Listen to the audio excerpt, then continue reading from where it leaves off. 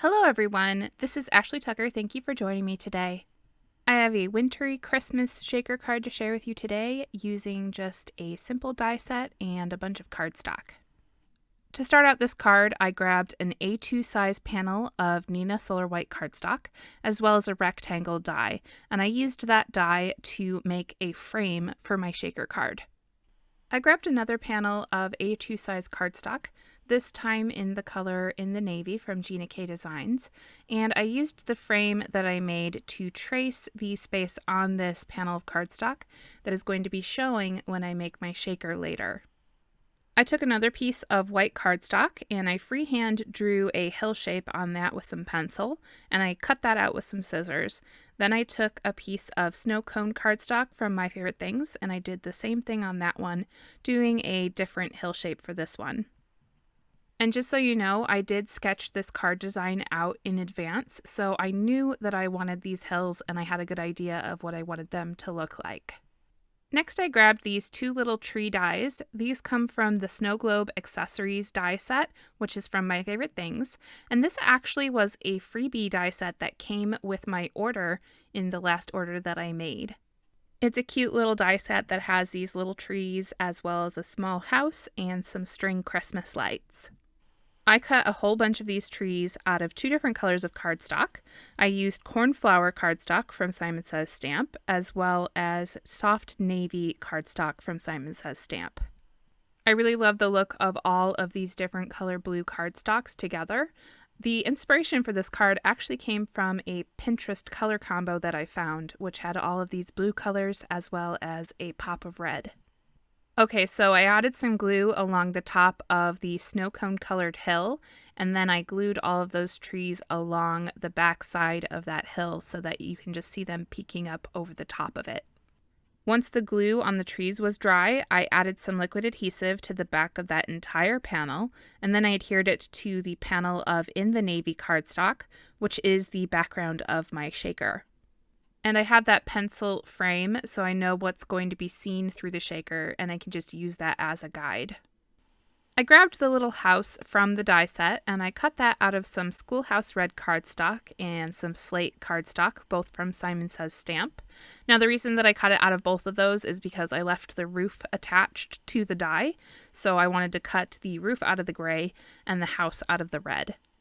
I then took the little house and I put it on top of some red hot cardstock from My Favorite Things, and I traced around it and I just kind of gave myself an idea of where the outline of this house was, because I wanted to cut that lighter red cardstock to go behind the little house so that you could see it through the windows and door.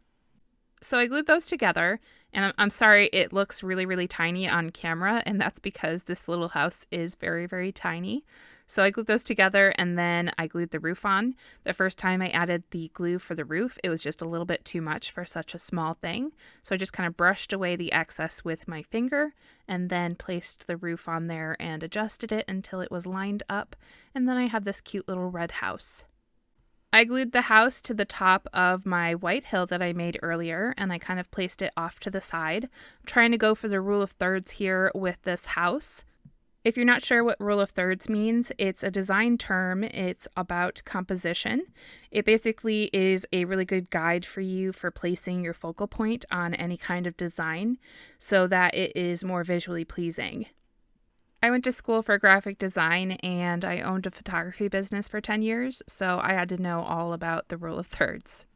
If you want to take your card designs to the next level and you're not sure what the rule of thirds is, I highly recommend looking it up and trying to find out what it is, because it's not that difficult to do, but it is very impactful on your design. Anyway, while I was talking, I popped up that hill with the house on it with some foam tape onto the bottom of the background of my shaker. And then I grabbed some of these leftover trees that I had die cut, and I'm going to glue 3 of them around the little house behind the hill. While the glue is drying on those trees, I grabbed the frame that I made earlier and I'm adding some glue around the back of it. And then I took a piece of acetate that I cut down to be the right size for this frame, and I glued that to the back to be the shaker window. All right, so now I'm going to start building the foam tape frame around this background to hold all of my shaker bits and to adhere the frame with the window. Whenever I make shakers, I like to use doubled up foam tape for the frame because I find that it lets the shaker bits move around a little bit easier.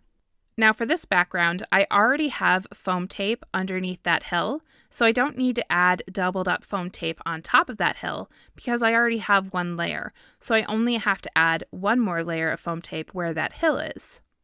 So to make things easier, I grabbed 2 little pieces of foam tape and I put them on the ends to complete the one layer of foam tape along the bottom. And I made sure to sneak those pieces underneath the hill to fully complete the bottom so that there aren't any gaps underneath that hill so that my shaker bits don't come out of the bottom.